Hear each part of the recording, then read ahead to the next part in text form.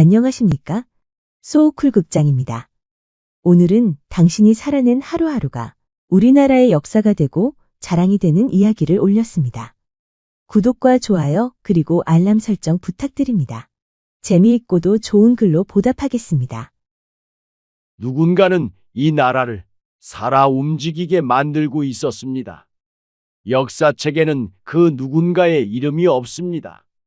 그들을 기념하기 위한 동상도 세워지지 않았습니다. 하지만 이 나라가 여기까지 온 것은 그들이 하루하루를 포기하지 않았기 때문입니다. 그 시절을 산 사람들은 자기에 관한 이야기를 잘 하지 않습니다. 누군가가 지난 세월 고생 많으셨죠? 하고 물으면 그들은 그저 이렇게 대답합니다. 다 그렇게 살았죠. 뭐. 하지만 그 짧은 대답 속에는 말할 수 없었던 지난 세월이 스며들어 있습니다. 점심을 먹는 대신 수돗물로 배를 채우던 시절, 아이 학비를 마련하려고 밤새워 일을 했던 기억들, 잘 자고 있던 아이가 갑자기 열이 나 놀라서 둘러엎고 병원 응급실로 달리던 밤, 해열제 주사 한 대 맞고 잠이 든 아이를 등에 업고 집으로 돌아오다가 옆에 같이 가던 아내가 옆구리를 쿡 찔러 내려다보니 색깔이 다른 슬리퍼. 그분들은 말하지 않습니다. 말해봤자 달라지는 게 없다는 걸 알았으니까요. 그냥 그렇게 살았어. 그게 다야. 그 말 안에는 수십 년의 무게가, 수십 년의 인생이 있습니다. 그분들은 나라를 위해 산 적이 없습니다. 애국자도 아니었습니다. 그저 내일 먹을 쌀이 필요했고 아이 학비가 걱정이었고 연탄불이 꺼지지 않아야 했을 뿐입니다. 새벽 5시면 알람보다 먼저 눈을 떴습니다. 어둠이 걷히기 전에 길을 나섭니다. 첫 버스를 타고 공장으로, 시장으로, 공사판으로 향했습니다. 나라를 생각할 겨를이 없었습니다. 무엇보다 살아야 했으니까요. 아이들의 제비새끼 같은 입에 먹을 걸 넣어 주어야 했으니까요.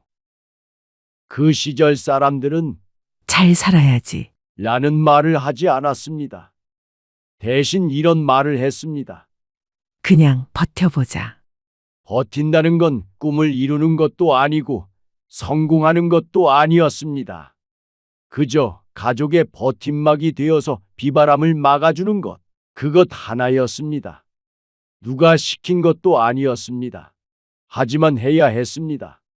자식들이 있었으니까 가족이 있었기 때문입니다. 그렇게 10년이 지나고 20년이 지나고 30년이 지났습니다. 아이들은 컸고 어른이 됐습니다. 집안 형편은 조금 나아졌습니다. 하지만 자식들이 고맙다는 말할 필요가 없었습니다. 부모는 원래 그런 거니까요. 그 시절은 자기 인생을 돌아볼 틈이 없었습니다. 장남이었고, 누나였고, 며느리였고, 자식이었기 때문입니다. 장남이라서 상급학교에 가는 대신에 동생들을 위해 다 포기하고 돈을 벌었습니다. 누나니까 어린 동생들을 위해 집안 살림에 보태기 위해 공장으로 가서 재봉틀을 돌렸습니다. 며느리라 위로는 시부모님 모시고 아래로는 아이들 입에 먹을 것 넣느라 평생 동동거렸습니다. 세월이 흘러 몸이 마음보다 먼저 늙었습니다. 아침에 일어나는 것이 예전 같지 않았고 계단이 조금 버거워졌습니다. 손가락 마디가 아팠고 무릎이 시렸습니다.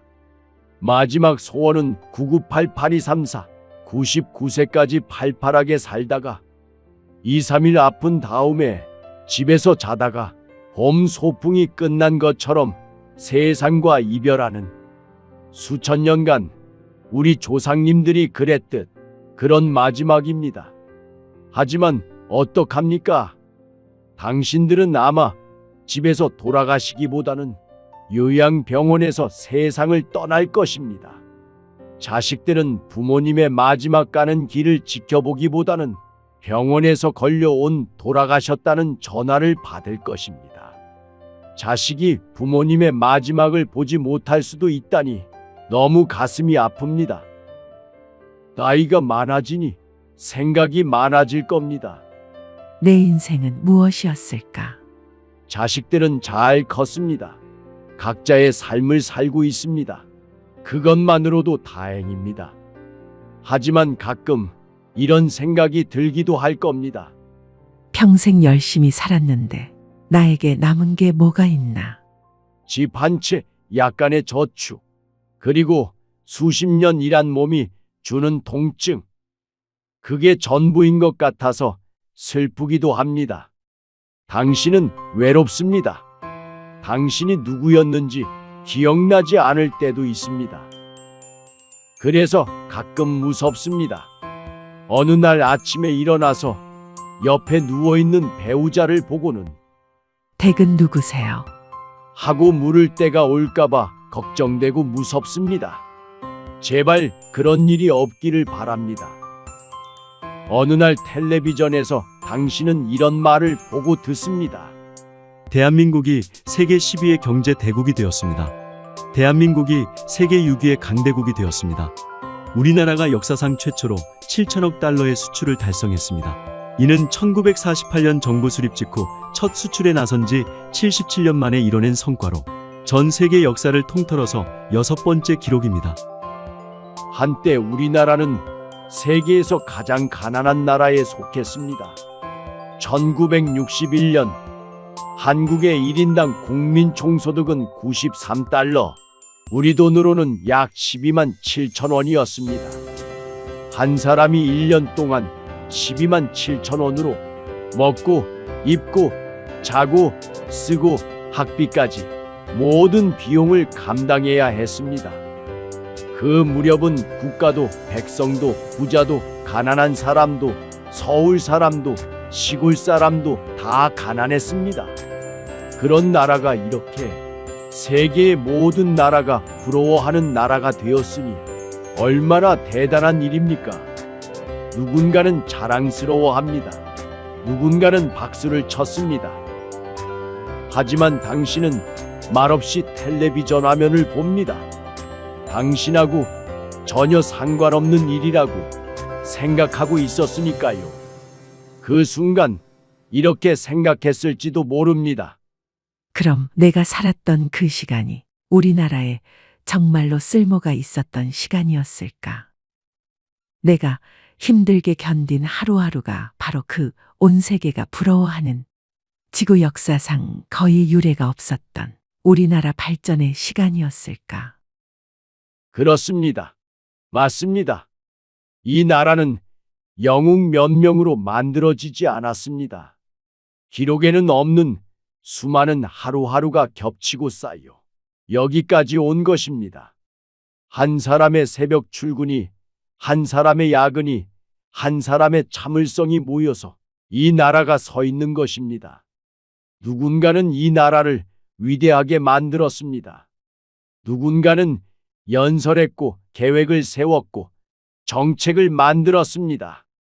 그러나 다른 누군가는 이 나라를 살아있게 만들었습니다. 살아있는 신화로 만들었고 살아있는 전설로 만들었습니다. 그들은 말없이 노동했고 농사를 지었으며 말없이 참았고 말없이 버텼습니다. 그 누군가가 바로 당신이고 나이고 이제는 늙어서 나이가 든 우리 모두입니다. 잘나서가 아닙니다. 똑똑해서도 아닙니다. 대단해서도 아닙니다. 그저 포기하지 않았을 뿐 그것으로 충분합니다. 당신이 살아낸 그 시간은 헛되지 않았습니다. 당신의 하루하루가 이 나라의 심장 박동이었습니다. 이름 없는 영웅, 기록되지 않은 역사. 하지만 가장 진짜였던 사람들. 그 영웅이 바로 당신입니다. 우리나라에 태어나 주셔서 고맙습니다. 우리나라에 살아 주셔서 고맙습니다. 공지 있습니다. 2026년부터 소쿨극장은 일주일에 2번, 별다른 계획이 있을 때까지 매주 화요일, 토요일 오전 11시 전후에 이야기 올리는 것을 원칙으로 하겠습니다. 화요일은 우리나라의 재미있는 옛날 이야기나 신화, 전설 등을 올리겠습니다. 토요일은 어르신들의 감동적인 사연이나 간절한 기도가 만든 영험 등을 찾아서 올리겠습니다. 쇼츠는 일주일에 3번 정도 올리겠습니다. 고맙습니다. 다음에 만날 때까지 건강하시기를 기원합니다.